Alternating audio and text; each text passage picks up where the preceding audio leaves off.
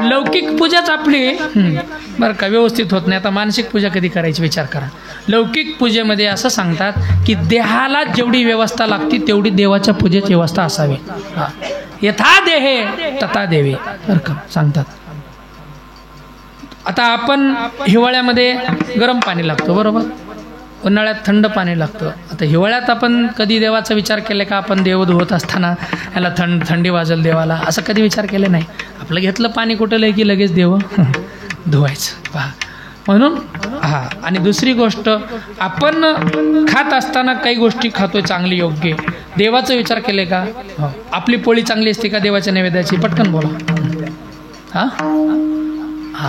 आपल्या पोळीत नैवेद्याच्या पोळीत बरंचसं फरक आहे. आता ते तुम्हाला सांगायची गरज नाही, आपला रोजचा अनुभव आहे. पुन्हा म्हणतात बरं का देव खातो का?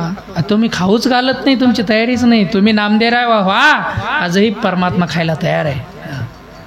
आपलं काही नाही महाराज. घरून एखादं नैवेद्य निघालं मंदिरापर जाईपर्यंतच बरं का इकडं म्हणतात वाडा पोचला असेल, तिकडे देवाला पोचण्याचं इकडे बोला पुंडलिक अवघड आहे.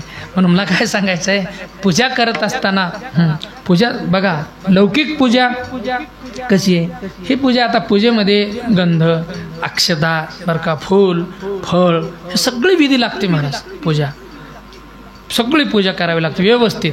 आणि पूजा करत असताना योग्य पूजा केला तर त्याच्यात सुख आहे, त्याची फलप्राप्ती आहे. नाहीतर महाराज म्हणतात पूजा समाधान अतिशय वाढेशीन, शीनही वाढू शकतो. आता ही लौकिक पूजा झाली. आता लौकिक पूजा करत असताना भगवान कृष्ण परमात्म्याने भगवान शंकराची पूजा करत असताना एक कमळ कमी पडला. किती? एक. माझ्या भगवंतानं नेत्र कमळ वाहिलं महाराज. एक डोळा काढून देवाच्या पिंडीवर राहिलं महादेवाच्या. आता हे ऐकायला सोपं वाटते, जमल का आपल्याला म्हणलं? नेत्र कमळ, एक कमळ काढून राहिलं. ती पूजा, हे लौकिक पूजा एवढी कठीण आहे. चला आता मानसिक पूजा. मानसिक पूजा करत असताना पहिल्यांदा मन ताब्यात लागतो, त्याच्यानंतर वाचा देवाला व्हावी लागते, सर्व इंद्रिय एकाग्र करावे लागतात, मग तेव्हा मानसिक पूजा होते. म्हणून तर महाराज एका ठिकाणी सांगतात ना, हो समर्पिली वाणे पांडुरंग घेतो धने, पूजा होते मुक्ता फळे, रस ओविया मंगळे. बरं का, वाणी समर्पित, वाचा समर्पित, सर्व इंद्रियांना एकाग्र होऊन मन भगवंताकडे वळवावं, ही मानसिक पूजा आहे. म्हणून पूजा सुद्धा कठीण आहे महाराज. पहा तुळशीदासजी सुद्धा एका ठिकाणी सुंदर वर्णन करतात. हो कृतयुग सावन जोगी विज्ञाने, करी हरि ध्यान तरही भव प्राणे, त्रेता विविध जगे नर करही, प्रभु ही समर्पी कर्मा भवतरही, द्वापार करी रघुपति पद पूजा, नर भवतरही उपाय न दूजा, कलियुग केवल हरि गुण गाहा, पावत नर पावहि भवता.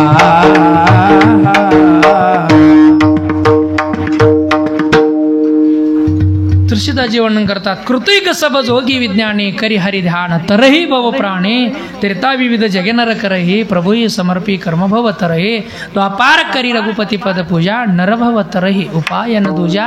आता द्वापार युगाचं झालं पूजा, आणि तुळशीदासजी म्हणतात कलियुग केवल हरिगुण गाहा. हो पहा, भरपूर प्रमाण आपल्या समोर आहेत. कारण कलियुगाचं साधन म्हणजे महाराज एका ठिकाणी सांगतात, भक्ती पंत बहुसोपा, पुण्य नागवे या पापा, पंत बहुसोपा, पुण्य नागवे या पापा, पंत बहुसोपा, पुण्य नागवे या पापा, पंत बहुसोपा, पुण्य नागवे या पापा.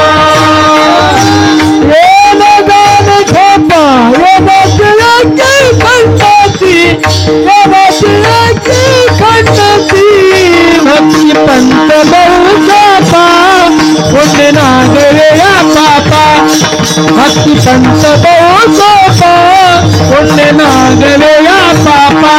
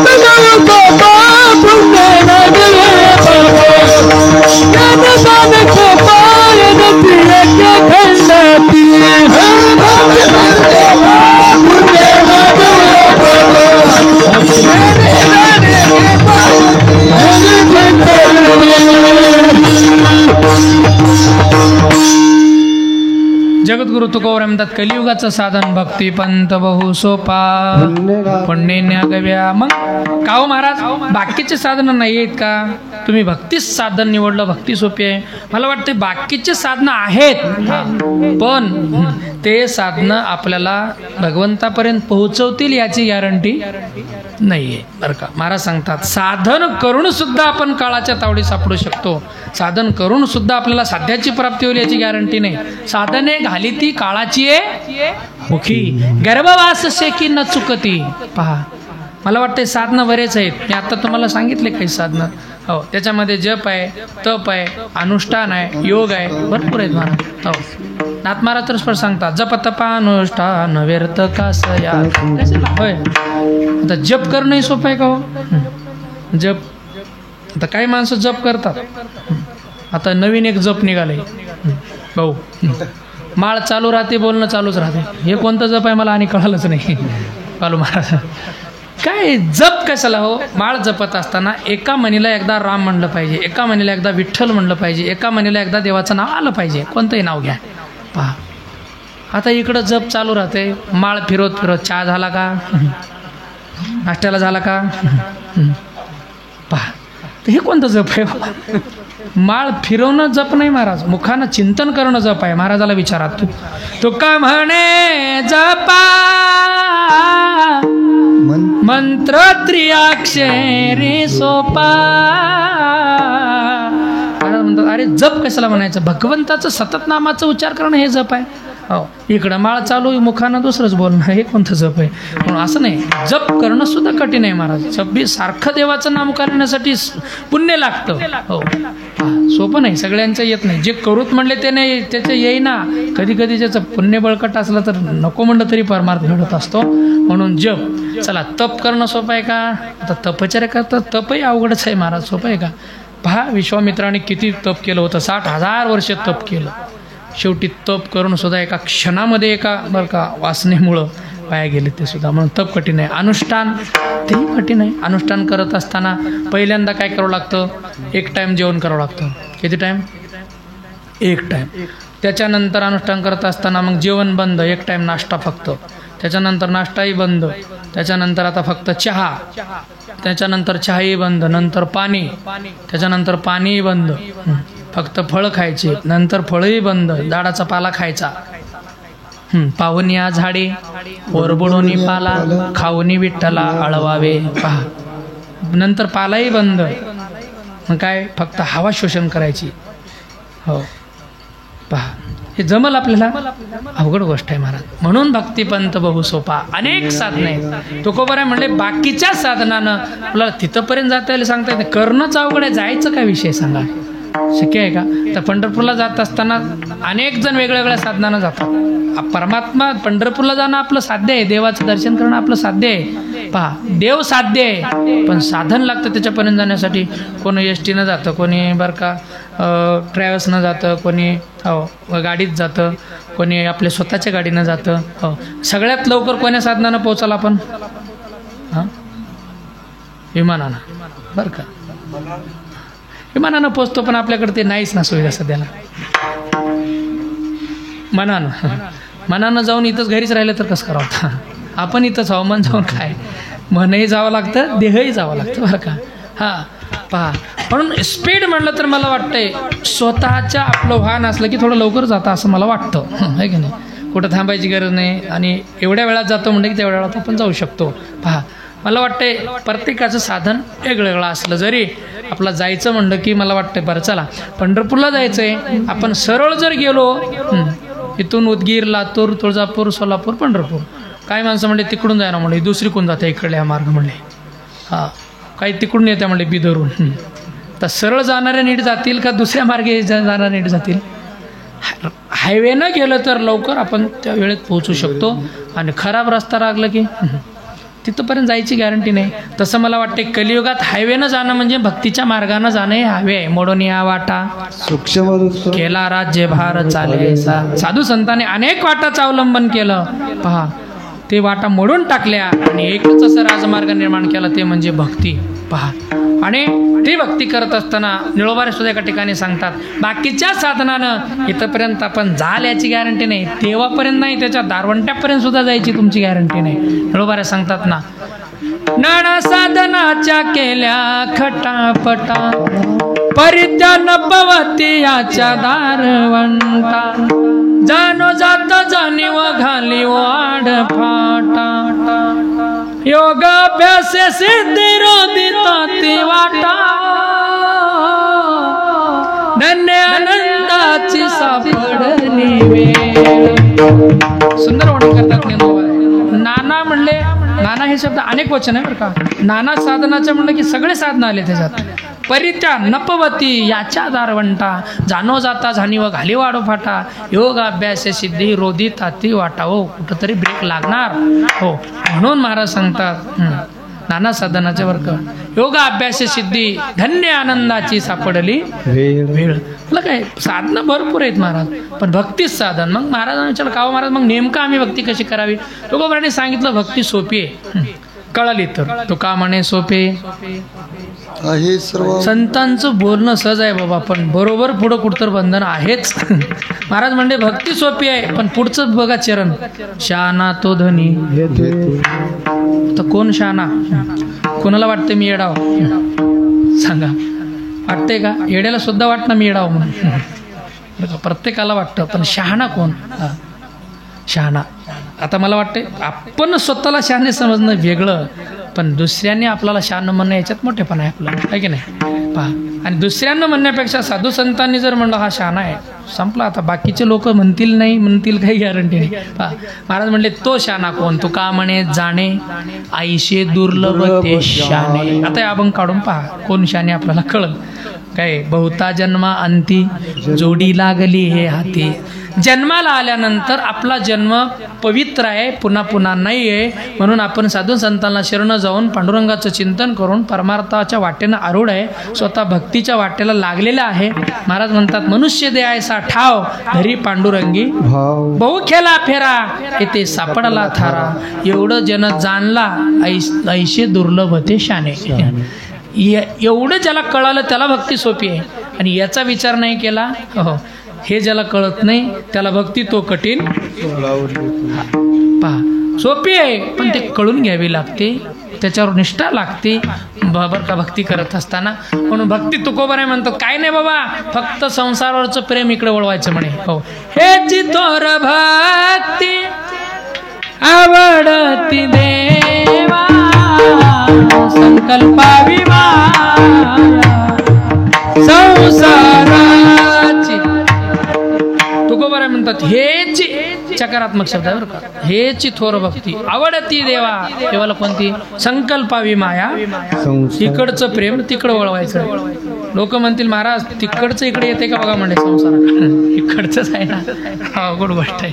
पहा, आता याच्यावर दृष्टांत सांगतो तुमच्या लक्षात येईल. एक शहरात राहणारी 4 मुलं होती हो, आणि ते नेमकं खेडेगावात आले. मला वाटतं हे पहिल्यापासून पूर्वीपासून चालत आलेलं आहे. शहरात राहणाऱ्यांना खेडेगाव आवडतं बरोबर, आणि खेडेगावात राहणाऱ्यांना शहर आवडतं. तर उन्हाळ्यात सुट्ट्या लागले हे मिस्टेक चालूच राहते. आता शहरात राहणारे म्हणतात चला मामाच्या गावला, म्हणजे खेड्यात थोडंसं करमल म्हणजे इकडे तिकडे फिरता येईल, जवळ नदी आहे म्हणले पोहता येईल उन्हाळ्यात पाणी असलं तर. खेड्यातले म्हणतात, आणि शहरातले म्हणतात, आणि खेड्यातले म्हणतात चला शहरात थोडं फिरता येईल म्हणजे मोठे मोठे मुंबईसारख्या शहरात बिल्डिंग बघता येईल, हा समुद्र सगळं हे चालू असतं. आणि मला वाटतं हे खेड्यातले शहरात, शहरातले खेड्यात जातात, पण हे एकमेकाची ओळखसुद्धा आहे बरं का. शहरातले खेड्यात आले, हे खेड्यातले बरोबर ओळखतात, हे का आपले साधे आहेत काय, हे बरोबर वट्ट्यावर कट्ट्यावर बसलेले आणि शहरातून आलं की त्याला फिरून सवय राहते शहरामध्ये आणि इकडं तिकडं बोळीनं फिरतात. आपले खेड्यातले म्हणतात दादा आज का फिरला तर हे इकडे तिकडं, ते म्हणतात ते शहरात राहिलेले आहेत त्याच्यामुळं हे फिरलेले बरं का, हे ओळख आहे. आणि खेड्यातले शहरात गेले की तेही ओळखतात, तेही हुशारच असतात शेवटी. मग ते वर थांबलेले इकडं तिकडं टेरिसवर आणि नेमकं हे खेड्यातले गेले हे खाली बघून चलच ना. हे बिल्डिंगला कसलं कलर आहे, याची बांधकाम कसं आहे, ती बिल्डिंग किती मजली आहे, खाली ठेस लागून बोट फुटतं तरी वरच बघणं पहा. आणि मग ते वरून म्हणतात अरे असं का बघलेले आहेत, वरी बघून का चाललेले, ते म्हणते ते खेड्यातले आहेत ते तसंच बघतात. असं ही एकमेकाची ओळख आहे. तसंच 4 शहरात राहणारी मुलं खेडेगावात आले, आपल्याच गावासारखं गाव कल्पना करा. गावाच्या शेजारी नदी, आपली नदी आहे ना मोठी, आणि नेमकं नदीला भरपूर पाणी आणि नदीच्या पलीकडे मामाचं गाव होतं. आम्हींना सांगितलं आम्हाला स्वयंपाक करून द्या, आम्हाला वनात जाऊन जेवायचं नदीच्या पलीकडे. नदीला पाणी भरपूर असल्यामुळं त्यांनी स्वयंपाक वगैरे करून घेतला आणि गेले बरं का.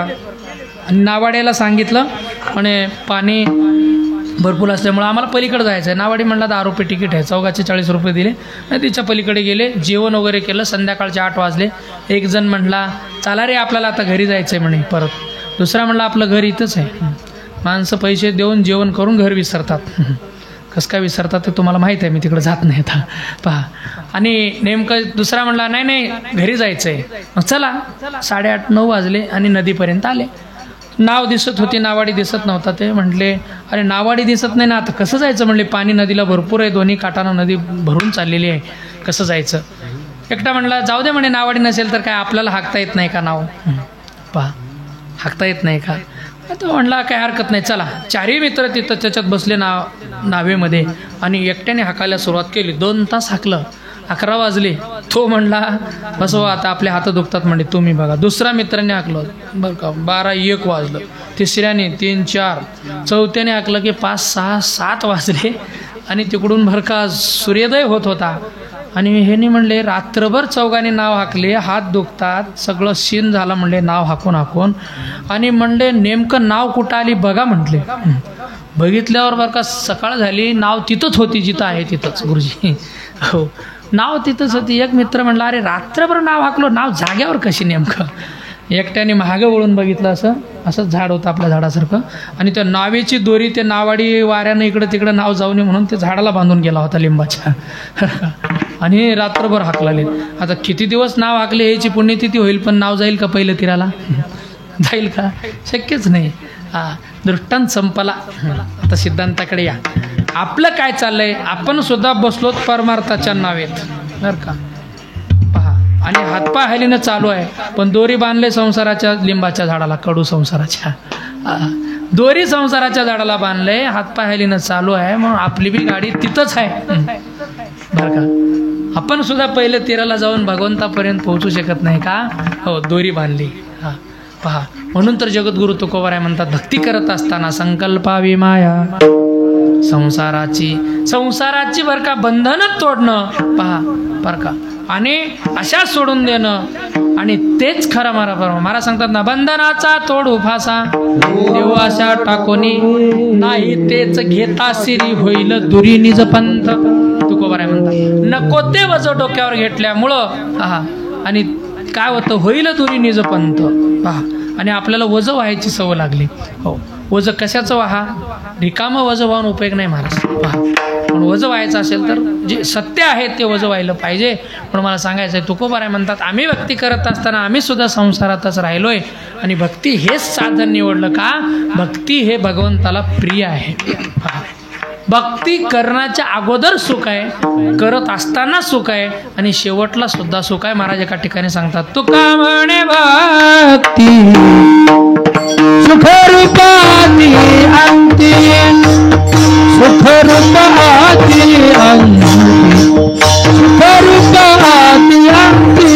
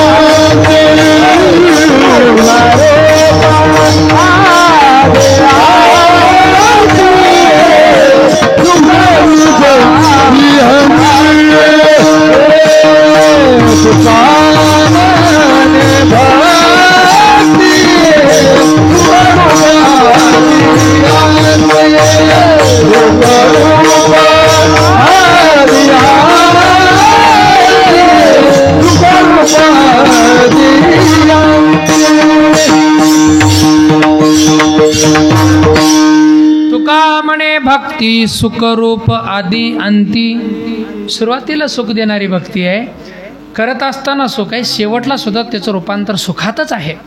आता संसाराकडे या. संसार करण्याच्या अगोदर दुःख आहे, करत असताना दुःख आहे आणि शेवटला सुद्धा दुःखच आहे. आता संसाराची सुरुवात पहा कुठून आहे. आपण ज्यावेळेस आईच्या गर्भात असतो तिथून बरं का संसाराची सुरुवात आहे. मग तिथं सुख आहे का आईच्या गर्भात. एक वेळ करी या दुःखा वेगळे दुरिताचे जाळे उगवणे. ज्ञानोबारे सांगतात, विष्टालेप चहूकडे नाकी तोंडी कर्म किडे, गर्भवासाचे दुःख गाडे कोणा पुढे सांगावे. तुकोबरांना विचारा, काय सांगू गर्भीची यातना मज भोगिता नारायणा, मांस मळ मूत्र जाणा तुझ क्षणोक्षणा ध्यात असे, माझे सोहित नेनती कोणी काहीच न करीती मज वाचोने. महाराज सांगतात, काय सांगू गर्भीची यातना. सगळ्यात मोठं दुःख जीवनामध्ये जन्म मृत्यूचं आहे महाराज, गर्भवासाचं दुःख आहे.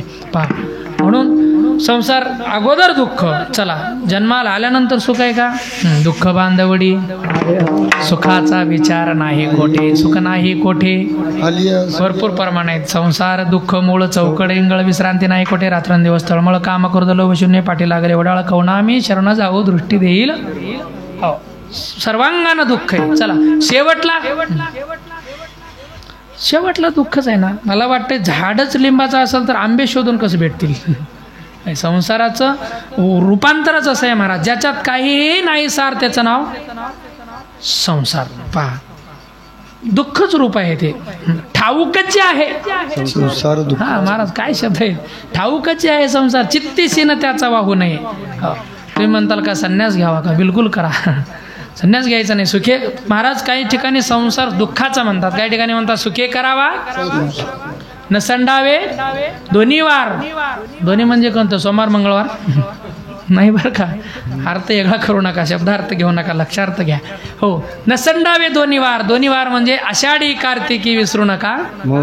आषाढी कार्तिकीला पायवारी करा, भगवंताचं चिंतन करा, मग सुखे करावा संसार.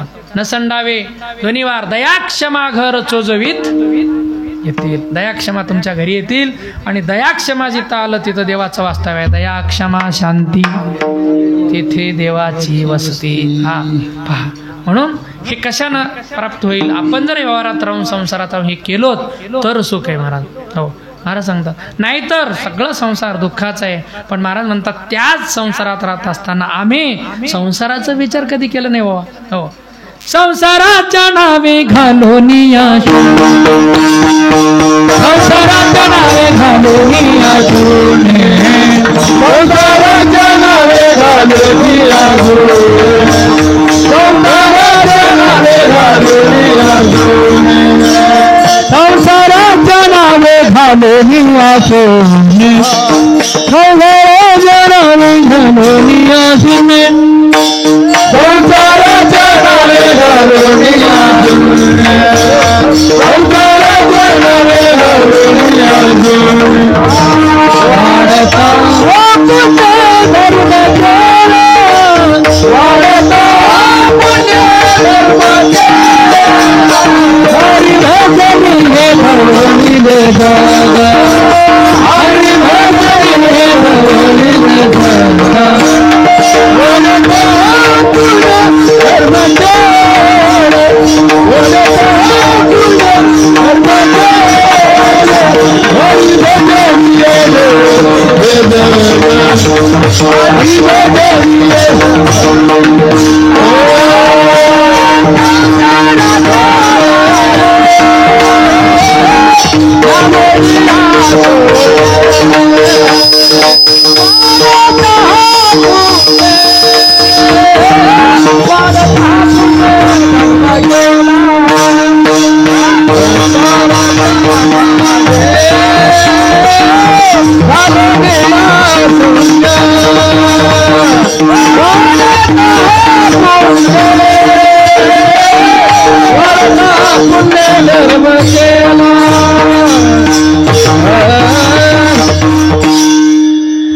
महाराज म्हणतात आम्ही संसारात राहिलो पण संसाराच्या नावे घालून या संसारात राहून तुकोबारायाने भक्ती केली, सोडून नाही बरं का. आणि म्हणून तर तुकोबाराय सगळ्या संतांनी वर्णन केलं, तुका सर्वश्रेष्ठ प्रिय आमा थोर. हो पहा, तुकोबारायची ख्याती साधी नव्हती महाराज. त्यांनी संसार सोडून नाही, संसारात राहूनच अवघाची संसार केला ब्रह्मरूप विठ्ठल स्वरूप म्हणून. या त्याच संसारात राहून महाराजांनी भक्तीचं कळस काढलं. हो पहा, आणि भक्ती केली. आणि ती भक्ती करत असताना महाराज म्हणतात, हरिभजने हे ढवळिले जग चुकविला लाग कळी काळाचा. भक्तीच्या बळावर हा एवढे श्रेष्ठ ते बनले, कळी काळ जिंकला. तुका म्हणे काळ झालो जिंकोनी निश्चळ. आणि दुसऱ्याला भक्ती करायला लावली, जगाचा कळीकाळाचा लाग चुकवला सगळ्यांचा. पहा, म्हणून ती भक्ती करत असताना आम्ही भक्ती कशी केली महाराज सांगतात, भक्ती आम्ही केली सांडोनी उद्वेग पावलो हे संग सुखयाचे. अशी भक्ती आम्ही केली बरं का. कशी उद्वेग रहित भक्ती केली, म्हणून त्याचं फल काय, पावलो हे संग सुखयाचे. महाराज म्हणतात याच्या संगतीतलं सुख मिळालं. कोणाच्या? भगवंताच्या संगतीतलं सुख मिळालं. मला वाटतंय सुख तर प्रत्येकाला पाहिजे, मी सुरुवातीला सांगितलंय, पण सुख मिळालं का? चला, मिळालेले सुख खरं आहे का? हो. आता संसारिक सात्विक सुखाचे ज्ञानोबारायांनी बरं का 3 सुखाचं वर्णन करतात. संसारिक सात्विक सुख, संसारिक राजस सुख, संसारिक तामस सुख. ज्ञानोबाराय सुंदर उदाहरण देतात. हो, आता चंदनाचे बूड सर्पी जैसे दुवाड, का निधानाचे तोंड विवसिया जेवे. ज्ञानोबाराय म्हणतात, एखाद्याला चंदन प्राप्त करायचं असेल तर काय करावं लागतं? अगोदर चंदनाजवळ काय असतं? सर्प असतात, माहिती आहे आपल्याला. चंदनाचे तुकोबाराय सुद्धा सांगतात, चंदनाचे गावी सर्पाची वस्ती. चंदन जिथं आहे तिथं साप राहणारच. मी ओरिजिनल चंदनाचं सांगलेलो. आता चंदन कुठे बी झाले शेताच्या कडनं, ते चंदन नाही. त्या चंदनामध्ये एक प्रकार आहे, 52 नावाचं एक चंदन आहे. त्या चंदनाची ताकद अशी आहे, कडकडीत जरी तेल तापलं दादा कढईमध्ये,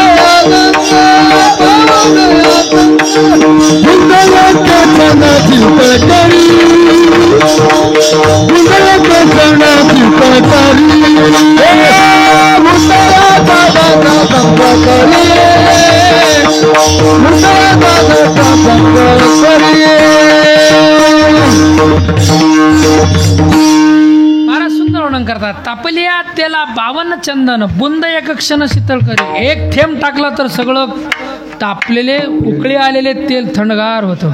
एवढी ताकद त्या चंदनाची. पहा, म्हणून ते चंदन प्राप्त करायचं असेल तर अगोदर काय करावं लागतं? सापांना हटवावं लागतं.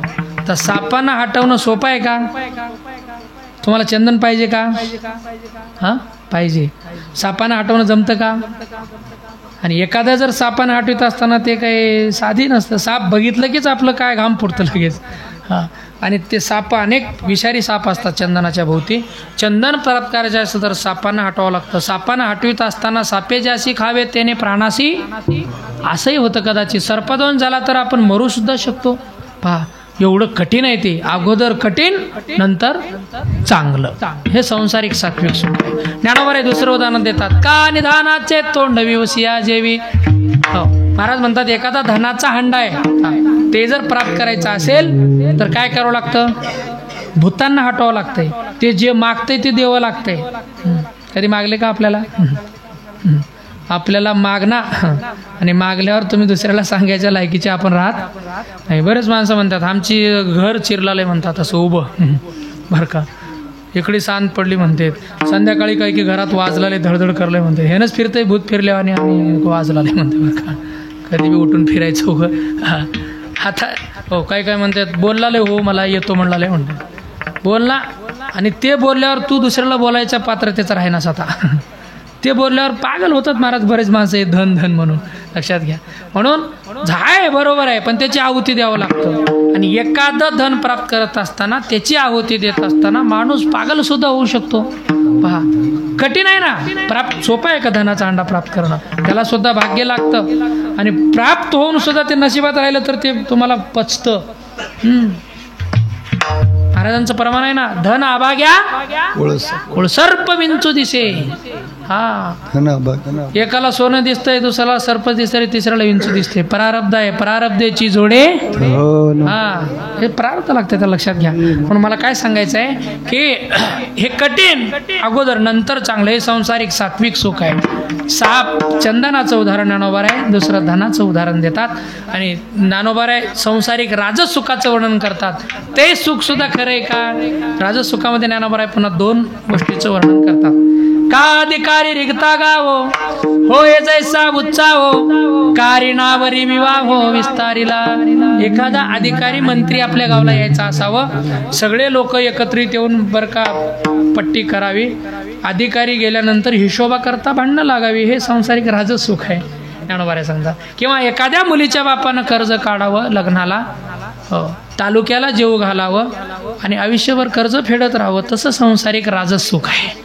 म्हणजे दुसऱ्या कोण उसणं आणल्यासारखं हे संसारिक राजस सुख आहे. आणि हे सुद्धा सुख खरं नाही महाराज. आणि तिसरं संसारिक बरं का तामस सुख, याच्यात तर सुखाचा फक्त बास होतो, सुख तर अजिबात नाही. ज्ञानोबा सांगतात अपयाचनी पाने, आखाद्याचनी भोजने, स्वैर स्त्री सनिधाने, होय जे सुख. महाराज सांगतात ना, विषय ओढी भोलले जीव, आता याची कोण करील किंवा नुपजे नारायणी भाव पावणे ठावणार द्या. आणि भक्ती करत असताना ह्याच्यात सुद्धा सुख आहे, पण नाशिवंत सुख आहे. विषयाचे समसुख बेगडाची अपराची सावली जाईल. अशा प्रकारचं हे सुख आहे. पण जगद्गुरु तुकोबाराय म्हणतात हे सगळे सुख नाशिवंत आहेत, पण एकच सुख खरं आहे, ते म्हणजे भगवंताच्या संतांच्या संगतीतलं सुख आहे. आणि आम्ही भक्तियोग्य केल्यामुळं पावलो हे संग सुख याचे. आणि याची संगत प्राप्त झाल्यामुळं महाराज म्हणतात सुखामा झाले धरिता याचा संग, पळाले उद्वेग सांडोनिया विठ्ठल.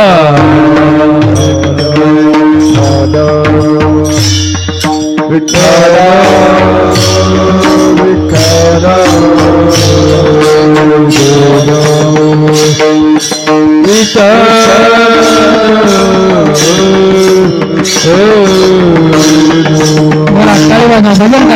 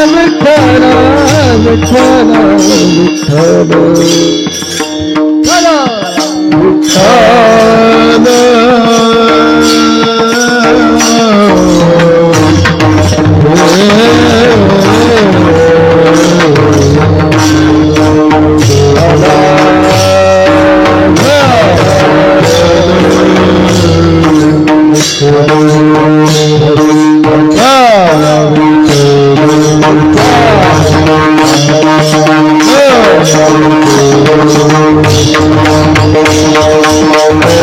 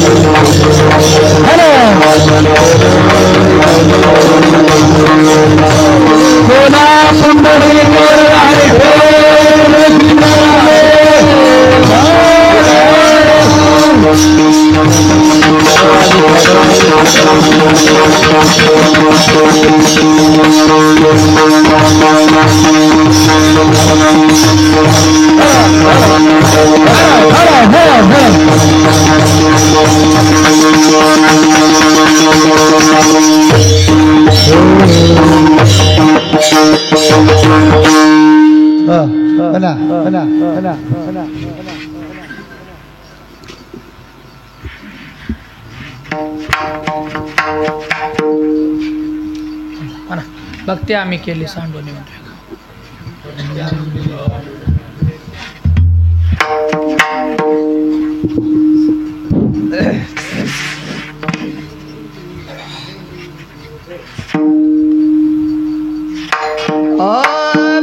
भक्ती आम्ही केली सांडोनी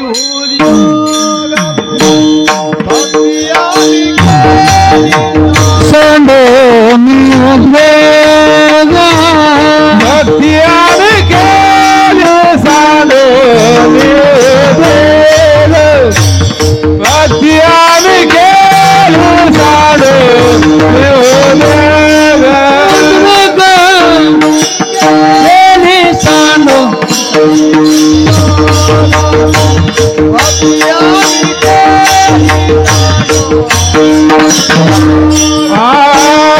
भक्ती आम्ही केली सांडोनी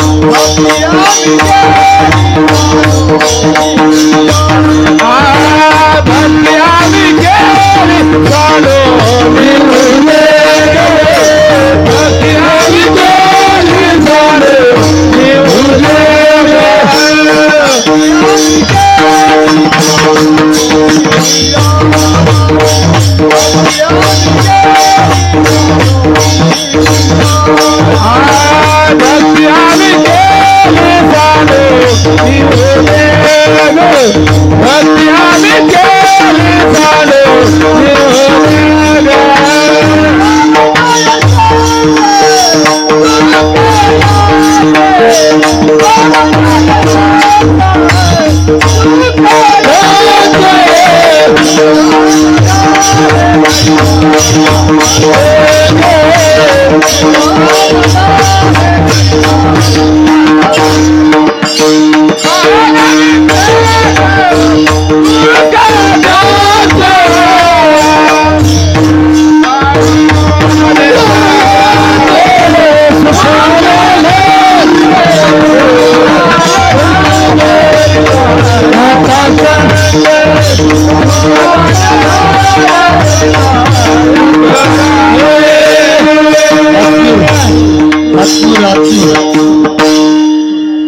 हातनूर हातनूर हातनूर हातनूर दे महाराज सुकामा झाले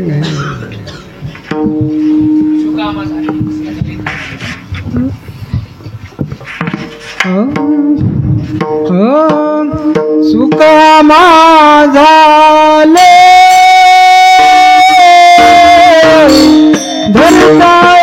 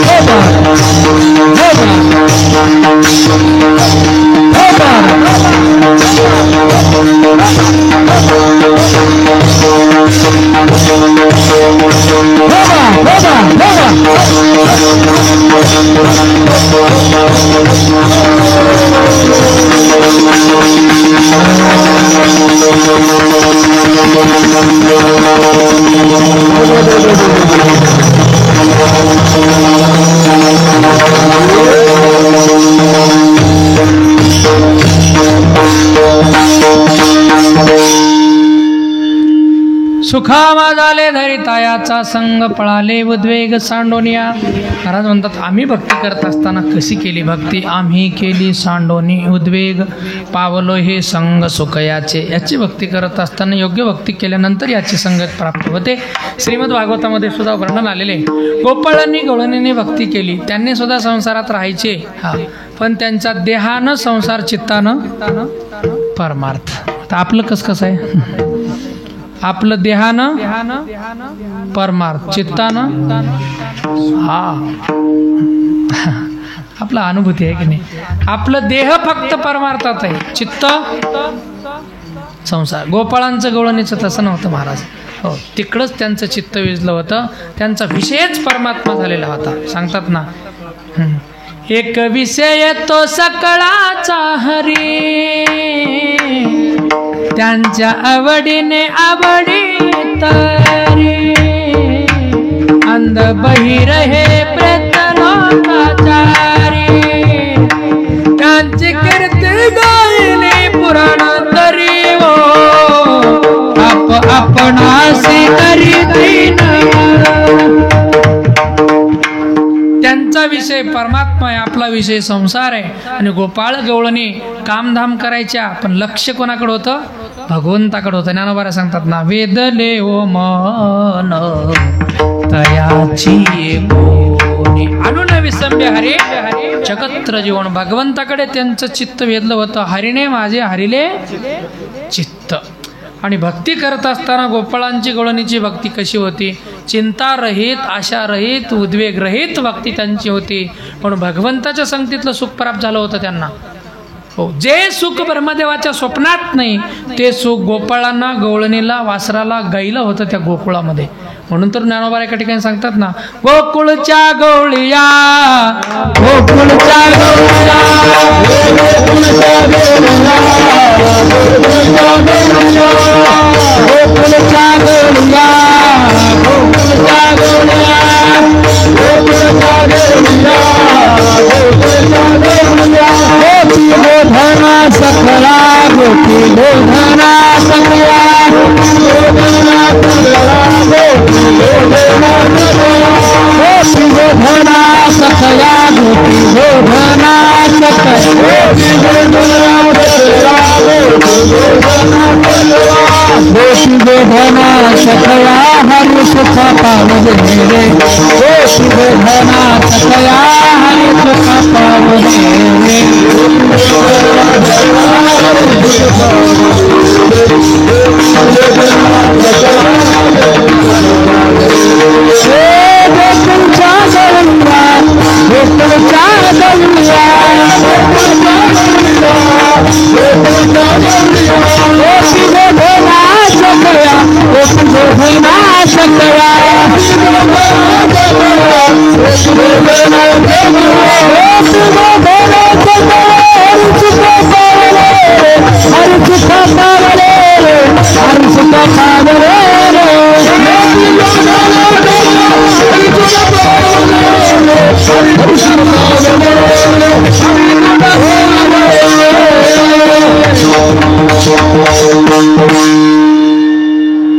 ज्ञानोबा सांगतात, हो, गोकुळच्या गवळिया,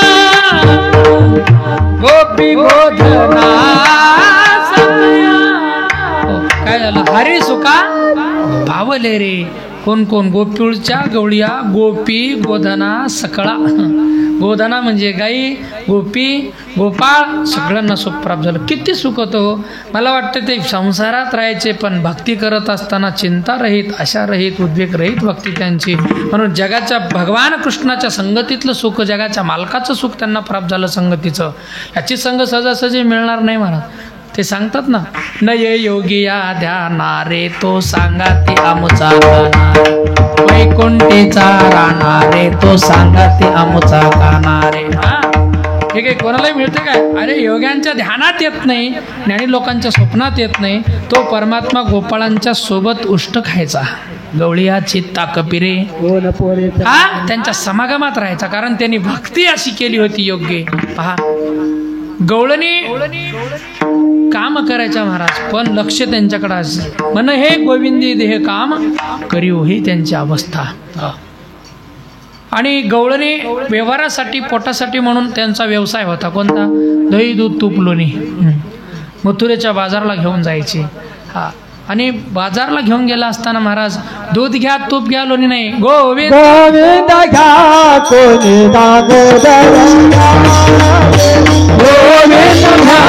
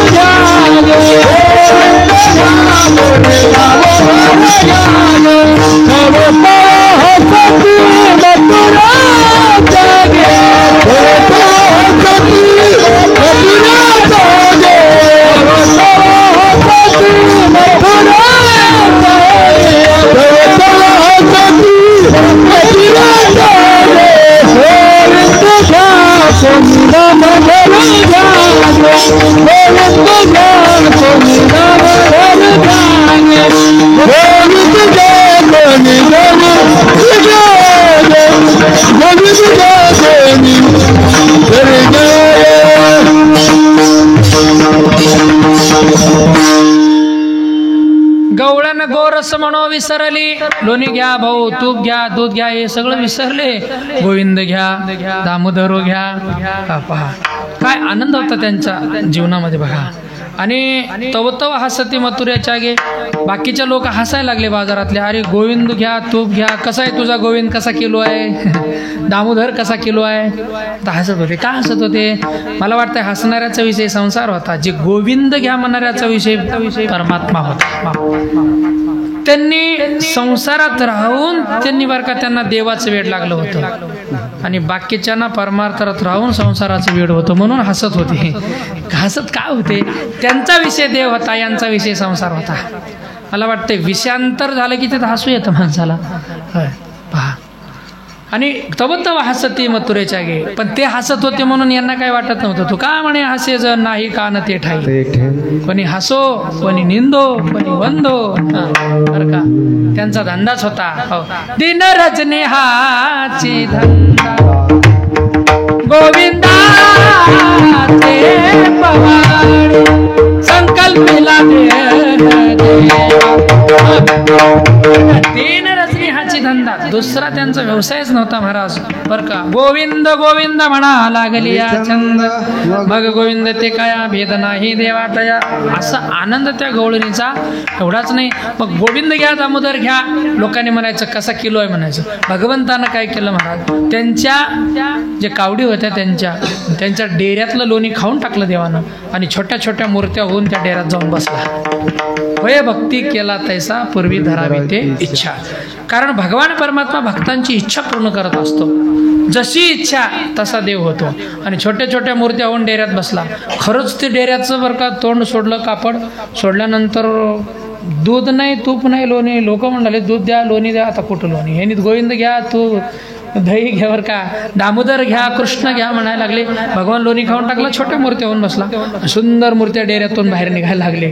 लोक म्हणाले वा काय सुंदर मूर्त्या येतो. अहो दूध तर रोज मिळते म्हणले, घ्या मूर्ती म्हणले. दूध घ्यायला दही घ्यायला आणलेले पैसे ते मूर्त्या घेऊलेले छोटे छोटे सुंदर भगवान. आणि गवळणीला तोच आनंद व्हायचा. पहा, म्हणून गोविंद घ्या कोणी धामधरू घ्या गे तव तव हसती मथुरेच्या गे, असा आनंद गवळणींच्या जीवनामध्ये. एवढंच नाही, त्या गवळणी भगवंताच्या भक्तिप्रेमामध्ये सगळं विसरल्या होत्या, कारण त्या गवळणींचं भक्तिप्रेम होतं. यथा ब्रज गोपिका नाम म्हटलेलं आहे, लक्षात घ्या. मला वाटते सामान्य भक्ती नव्हती गोपिकेची. हां, एकदा गोपिकांची प्रेम भक्ती पाहून काशीचे पंडित महात्मा कबीरजीच्या कानावर कीर्ती गेली. कबीरजी म्हणले कशी भक्ती आहे गोपिकाची, हां चला पाहायला जाऊ म्हणले. आणि कबीरजी बरं का आले त्या गोकुळामध्ये. आल्यानंतर पाहायला लागले आणि आनंद होता महाराज त्या गोकुळात. कोणी भगवंताचं जप करतं, कोणी तप करतं, कोणी नामजप करायला लागलं, कोणी भगवंताचे पाय दाबतात, हो कोणी असणारं डोकं दाबतात. सगळ्या भगवंताच्या आनंदामध्ये मग्न झालेले आहेत. हो, तुकोबाराय सांगतात ना, पावलो हे संग सुख याचे, याच्या संगतीतलं सुख प्राप्त झालं. आणि कबीरजीला वाटतं तर मी भक्त आहे, पण कबीरजीने दुरूनच बघितलं आणि ते पाहून कबीरजी चकित झाले महाराज. आश्चर्य वाटला कबीरजीला. आणि कबीरजी दुरूनच नमस्कार केले. काय धन्य म्हणले भक्ती. हो, मला वाटते परमार्थ करत असताना आपल्यापेक्षा उच्च अधिकारी माणसाकडे बघितलं की आपल्याला वाटतं आपण काही नाही बरं का. आणि प्रत्येकाला घरी बसून वाटतंय मी बी भक्त हाव, मी बी वारकरी हाव, माझ्या एवढं कोणी नाही. हां बरं का, वाटणं वेगळं असणं वेगळं. हां लक्षात घ्या. त्यावेळेस कबीरजीला वाटलं काही नाही भाऊ आपण आणि कुठं आहो म्हणले. आणि कबीरजी परत गेले. विचारलं त्यांना, का हो कबीर महाराज गोकुळाला गेले ते वाटतं. हो. बघितलं का म्हणले गोपाळाची गवळणीची भक्ती. हो बघितलं म्हणले. कशी भक्ती आहे. त्याने म्हणले एक एक गोपी के प्रेम में बह गए शेकडो कबीर. कळाल तुम्हाला. कबीरजी म्हणले एका एका गोपीच्या प्रेमामध्ये असं 100 कबीर वाहून जातील म्हणजे एवढं प्रेम आहे त्या गोपीचं. काय भक्ती आहे, काय प्रेम आहे. प्रसंग आपल्याला पाहता येतं. ज्यावेळेस मला वाटतं कंसाचं भगवंताचं वैर होता, आपल्याला सगळ्यांना माहीत आहे, मी थोडक्यात सांगतोय पहा. आणि ज्यावेळेस ज्याच्या त्याच्या आसनावर ज्याचं त्यानं बळकट असतं असं म्हणतात बघा. हो, आपल्या बाहेरगावचं जर कुत्रं आपल्या गावात आलं, आपल्या गावात ते कुत्रे सुधरून देईना त्याला. हां, हे 4-5 राहतात, ते एकटं राहते. आणि ह्या गावात असलं की त्याचं चालतंय थोडं. आणि काही गोष्टी असं असतातच. बरेच माणसं म्हणतात बरं का, मुक्रामारला भांडण झालं की येऊन बघा आमच्या तिकडं गावाकडं म्हणतात. एकदा असंच भांडण झालं एकाचं. भांडण झाल्यावर मग माणूस एक बारीक होता पण राग जास्त त्याला, आणि दुसरा जाड होता. दोघांचं भांडण झालं आणि ते बारीक माणूस होता त्या जाड माणसाला मारलं रागामध्ये बरं का. मारल्यानंतर महाराज त्यानं म्हणला इथं मारलास म्हणले, थोडं येऊन बघ म्हणले या मुक्रामबादच्या बाहेर. त्यानं म्हणलं येतो. थोडंसं पलीकडं आलं. त्यानं म्हणला आता मारून बघ म्हणले. त्यानं म्हणले तिथं बी एक मारलं महाराज. तिथून मग त्यानं गावाच्या जवळ येऊन बघ महाराज, तिथं बी येतो म्हणलं. उगं बरं का, तिथं बी आलं, तिथंही मारलं. गावात आल्यानंतर आता हात तर लावून दाखव म्हणले. हात लावलं काय बी नाही. हो, पुन्हा बरं का मारून तर बघ आता म्हणले. पुन्हा मारलं. मारल्यावर तेवढं म्हणलं ते खरं मारला शिव चेष्टा करला असं म्हणाले. मला कळालं. आता 4-5 मारल्यावर काय ते काही उगं मारते का. उगं मारलास की उगं विनोद करलास म्हणलं बरं का. असं आहे. म्हणून त्याप्रमाणे विठाला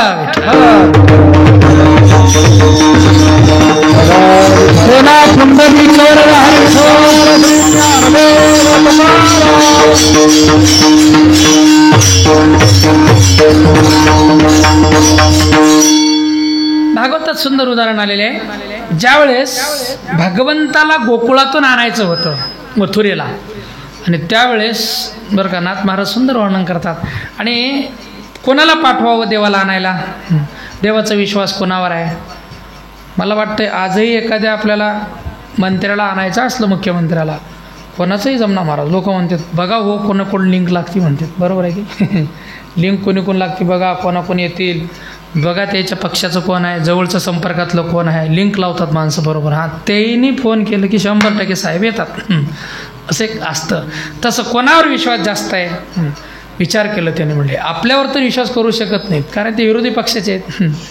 आणि आपल्यात एक माणूस आहे म्हणजे त्याच्यावर सगळेच विश्वास करतात. हो, कोण आहे. अक्रूर देवाचा भक्त आहे. आणि त्यावेळेस आणि पाठवायचं म्हणले अक्रूराला. आणि अक्रूर विचार करायला लागला. कंस म्हणला, अक्रूरजी तुम्ही देवाला आणायला जा. पण अक्रूराच्या मनात महाराज वाईट वाटलं अक्रूराला. अक्रूर काय म्हणायला लागला, तो म्हणला मी जर देवाला आणलो तर आणि ह्यानी काय करणार आहेत, देवाला घात करून कृष्णाला मारणार आहेत आणि ते पातक माझ्या डोक्यावर विनाकारण येईल म्हणजे, आणि मी शेवटी देवाचा भक्त आहे. अक्रूर मथुरेत राहत होता पण प्रेम देवावर होतं महाराज. अक्रूर विचार केला, म्हणले काय करावं आता, जावं तर देवाला जर देवाचं जर काही कमी जास्त झालं तर माझ्या डोक्यावर पाप राहील, जाऊ नये तर कंस जिवंत ठेवणार नाही. कंसाची आज्ञा मोडणं सोपी गोष्ट आहे का. तो राजा होता. विचार करायला लागला अक्रूर, काय करावं. रात्रभर विचार केला. पुन्हा त्याच्या मनात विचार आला, हे सगळा बुद्धिदाता परमात्मा आहे महाराज. बुद्धीचा जनिता लक्ष्मीचा पती, आठविता चित्ती काय नव्हे. विचार केला आणि त्याला वाटलं हो, आणि त्या कंसाच्या दरबारामध्ये हत्ती, बलाढ्य राक्षस, मोठे मोठे वर का प्राणी सगळंच होते तिथं. आणि गेटला तर असं मदन मस्त हत्ती होते महाराज. पागल झालेले. आलं की कंसाचा प्लॅन होता, अनेक प्लॅन केले होते त्यांनी देवाला मारण्यासाठी. सुरुवातीला हत्ती सोडायची मोकळं आणि हत्तीनं पायाखाली चिरडून मारतील कृष्णाला आणि बळीरामाला, सगळं ठरवलं होतं. पण हे प्लॅन माहीत होतं कोणाला, अक्रूराला. अक्रूर म्हणला काय करावं बाबा. शेवटी विचार केला तो, म्हणे पण देवाला कोणाची मारण्याची ताकद आहे का, आणि विश्व त्याच्या हातात आहे, त्याच्या सत्तेनं सगळं होतं, आणि कंस काही जरी केला तरी माझ्या भगवंताला मारू शकत नाही, कारण माझा भगवान कसा आहे हो, तू बळीयासी रोमनी आहेसी माझी त्रिभुवने. तुकोबर आहे बोलतात नाटाच्या अभंगात. हो, रिघालो पाटी तुझी म्हणवोने, आता करी मनी आसेल ते, कृपा सिंधू दिनवत्सल. यांनी काय काय केलं माहित होतं, फोडिली देवाची बंदिशाळ, सहारोणी राक्षस दळ, शरणांगत राज्य स्थापिला. असा अधिकार माझ्या भगवंताचा आहे. आणि हत्ती काय करतील. अक्रूर मनात म्हणायला लागला, विश्व ज्याचे हाती त्याशी काय करील हत्ती. कळलं ना, दोन्ही शब्द हाती आहे बरं का. विश्व ज्याचे हाती म्हणजे ज्याच्या हातात विश्व आहे त्याशी काय करेल हत्ती. अक्रूर म्हणला काय हत्ती करणार आहे, चला जायचं ठरलं. अक्रूराला सुंदर असं दिव्य रथ दिलं. अक्रूर रथात बसून निघाला महाराज. कुठं, गोकुळामध्ये. आणि गोकुळामध्ये आल्यानंतर रथ थांबलेले. सकाळी सकाळी गवळणी पाण्याला निघाल्या. मी किती भक्ती प्रेम होतं भगवंतावर मला हे सांगायचं. आणि पाण्याला निघाला असताना सकाळची वेळ आहे, सूर्योदय झालेले आहे, आणि नंदाच्या वड्या पडून जात असताना हो आनंद चालू आहे त्या ठिकाणी. आणि गवळणीने रथ पाहिलं. मला वाटतं आपल्या घरासमोर जर एखाद्याने गाडी बघितली सकाळी सकाळी, पुढची गाडी बघितल्यावर वाटतंय बरं का. तर आमची जर गाडी बघितली सकाळी, लोक म्हणतात महाराज आहेत आणि गेली नाहीत, आहे की नाही. आणि आपल्या घरापुढे जर एखादी मोठी गाडी येऊन थांबली, लोक म्हणतात या घरातले कुठेतरी चाललेले आहेत. उगाच्या उगाच गाडी कशाला थांबा घरापुढे, नाही की नाही. आपल्या घरापुढे ॲम्ब्युलन्स आली म्हणजे कोणीतरी हे अनुमान फरमानानं काही गोष्टी ओळखायच्या असतात. काहीतरी असतं बरं का, सहजासहजी नाही. आपल्या घरापुढे पोलीस गाडी आली म्हणजे काहीतरी भानगड. लोक म्हणतात काय तर कोटाना झालाय, उगीच्या उगीच कशाला येते ते लोक सांगा. म्हणून त्याप्रमाणे रथ बघतात गवळणी. आणि गवळणी यशोदेला बोलायला लागल्या, गवळण म्हणती यशोदेला ओठे घे सावळा,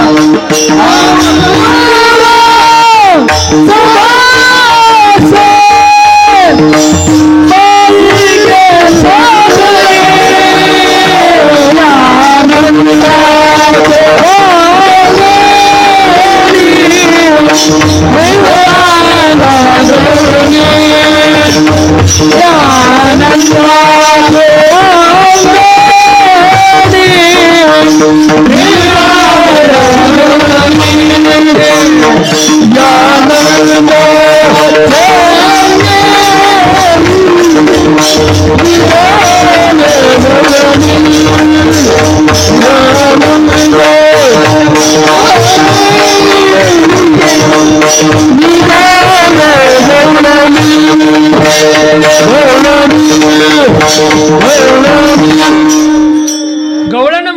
यशोदेला कुठे गे सावळा, का रथशृंगारीला सांग मथुरेशी चक्रपाणी, जातो गे सावळा. हो का रथशृंगारीला सांगे व मजला. हो त्यावेळेस यशोदा मैया गवळणींना सांगायला लागले मथुरेला चाललं म्हणले भगवान. हा आणि कोण आलं न्यायला, यशोदा मैयानं सांगितले अक्रूरजी आलेले आहेत. त्यावेळेस त्या गवळणीला एवढा राग आला, त्याला मारू का खाऊ करायला लागले बरं का अक्रूराला. आणि गवळणी काही बोलायला लागले, अक्रूरा अक्रूरा रे तुझे नाम तैसीच करणे, बर का अक्रूरा रे तुझे नाम तैसीच करणी.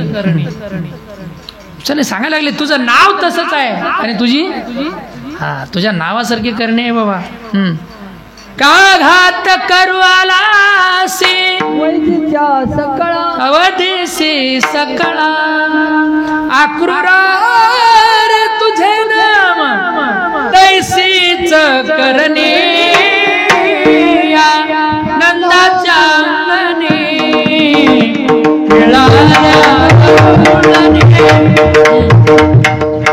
रती चढले वनमाळे आकांत गोगोळी, भूमी पड वज्रबाळी कोणत्या, हो नयनीच्या उदकाने भिजली धरणी. आता आपल्याला प्रसंग माहिती आहे बरं का, वेळ कमी आहे, आपला वेळ संपलाय. चला थोडक्यात सांगतो मी. आणि ज्या वेळेस भगवान परमात्मा रथात चढले जायला निघाले आणि त्या गवळणी आडव्या पडल्या महाराज रथाच्या पुढं, आणि ते रडल्यानंतर भागवतात उदाहरण आलंय, जसं पाऊस पडल्यानंतर चिखल होतं तेवढं चिखल झालं होतं तिथं त्या रथाच्या पुढं. हो काय प्रेम असेल विचार करा. आपल्या पाण्यानं चिखल होय ना, सडा टाकलं तर अर्धा अंगण कोरडं राहतंय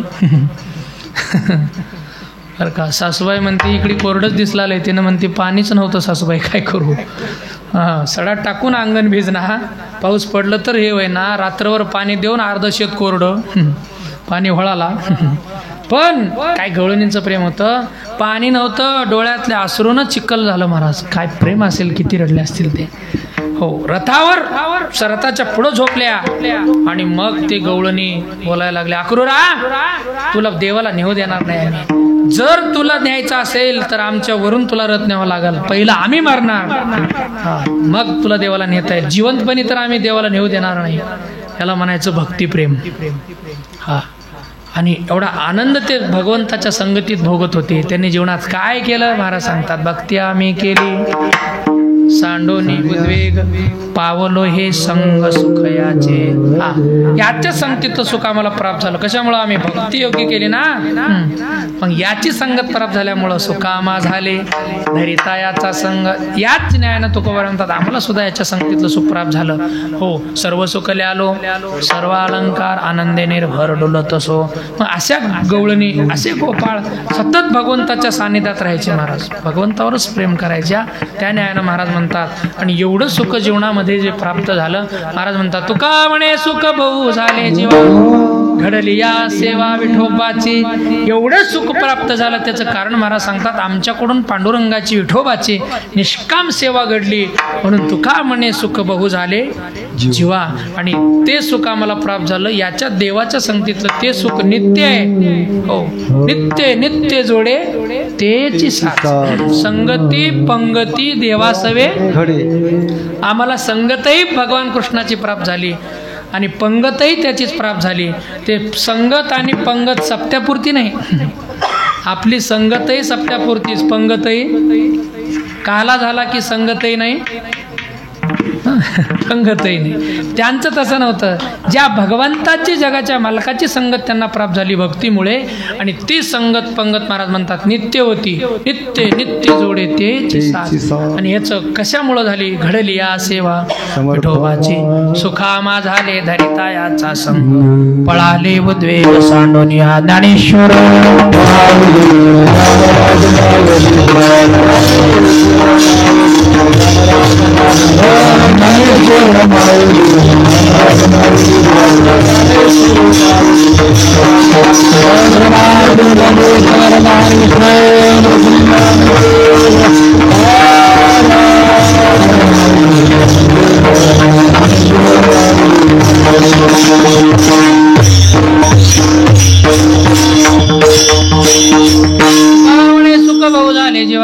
त्याशिवाय टोबाची सुकामा झाले तरी तयाचा संग पळाले उद्वेग सांडवणे यथमथे तवका शिवा संपली आपला वेळही संपला निवान एक तुकोबाऱ्यांचं भजन राहिलं चालू असलं 11 सप्ताह उर्वरित राहिलेले 2-3 दिवस गावातील भाविक परिसरातील सगळ्यांनी येऊन आपलं या नामयज्ञामध्ये हजेरी लावावं आपलं जीवन कृतार्थ करावं आणि जीवनामध्ये ज्ञानोबऱ्या तुकोबाऱ्यांच्या संगतीत राहून भगवंताच्या चिंतनात मग्न असावं हो याच्यापेक्षा जीवनाचा कल्याणाचा दुसरा मार्ग कुठलाच नाही हो पुढे गेले त्याचा शोधित मार्ग चला जावं मार्ग घेता आम्ही या न्यायाने सगळ्यांचा प्रेम असतो माझ्याकडे आलेली सेवा ती सेवा आपली नसून सद्गुरू दादासाहेबाची सेवा म्हणून आपण या ठिकाणी पार पाडलेली आहे आणि झालेली सेवा त्यांच्या चरणी समर्पित करतो सेवेला या ठिकाणी पूर्णविराम देतो चाल आहे एक जगद्गुरू तुकोबाऱ्यांचं भजन राहिलं सगळ्यांनी टाळी वाजून तुकोबाऱ्यांचं भजन करा का मला वाटते देवाचं भजन सगळं जग करतं आणि देव ज्ञानोबाराय तुकोबाऱ्याचं भजन करतो एवढा अधिकार ज्ञानोबाराय तुकोबाऱ्याचा आहे देवाची पूजा आपण करतो देव तुकोबाऱ्याची पूजा करतो वर्ण नाही ना जया पूजिले आदरे पांडुरंगे विमानस्थ केले प्रयाण प्रसंगे तनु मनो दिव्य रूपीच केले न त्यागे ती दिव्य लोकासी नेले एवढा अधिकार आणि तुकोबाऱ्यांच्या भजनाचे फायदे आहेत बरं 3 तुकोबाऱ्याचं नाव घेतल्यानंतर पाप जातं पुण्य जोडतं त्यांचं नाव घेतल्यानंतर यम घाबरतं आणि तिसरी गोष्ट त्यांचं नाव घेतल्यानंतर माणसाचं आयुष्य वाढतं तुम्हाला 3 गोष्टी जर बरं का प्राप्त व्हावे वाटत नसतील तर करू नका भजन आता कोणाला पाप जावं वाटणार वाटते की नाही आपलं पाप जावं म्हणून हां मग तुकोबाऱ्याचं भजन प्रेमानं करायचं चल मग कोणाला यमाच्या तावडीतून सुटा वाटणं यमाजवळ जावं वाटतंय का देवाजवळ जर भजन नाही केलं यमाचा पाहुणा प्राणी होय आता देवाचे स्वैर्य व्हायचं आहे का यमाचं व्हायचं आहे तुम्ही ठरवा आणि दुसरी गोष्ट तुकोबाऱ्याच्या भजनानं महाराज सांगतात ना तुकाराम तुकाराम नाम घेता आणि त्यांच्या भजनानं आयुष्य वाढतं जीवनामध्ये असे फायदे कोणतं यम घाबरतं भाऊ वरचं तर का तुकाराम तुका नाम धन्य तुकोबा समर्थ आणि आपल्या नावानं घरचं यम घाबरणार एवढी ताकद त्या नावाची म्हणून सगळ्यांनी प्रेमानं तुकोबाऱ्याचं टाळी वाजून भजन करायचं सेवेला पूर्णविराम देव या ठिकाणी तुकाराम तुकाराम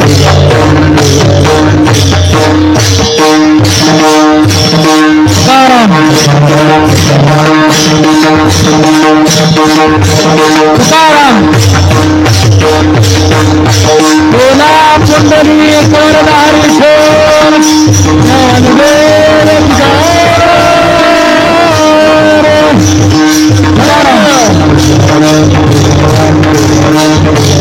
तुकाराम तुकाराम तुकाराम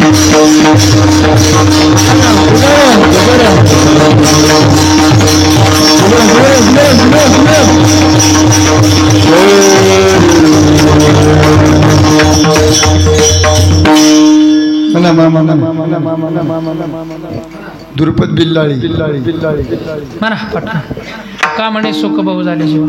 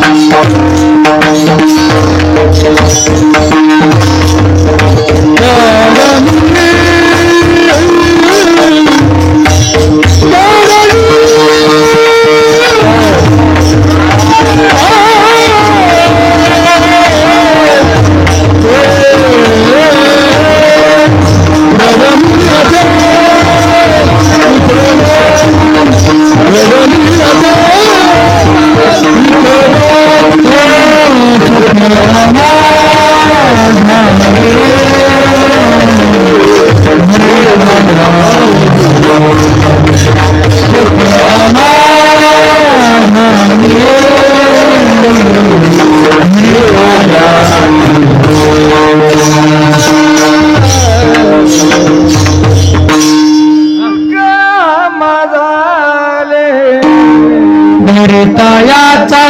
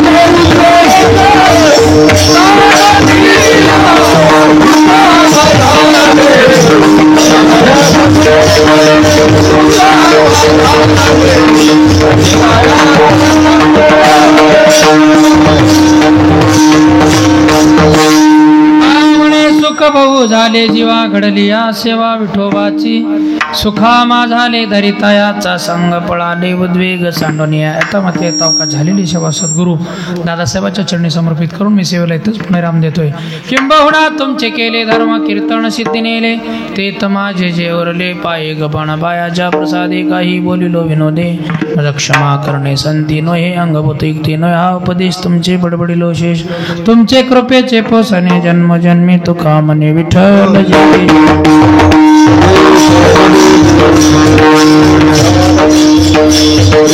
सुंदर कलर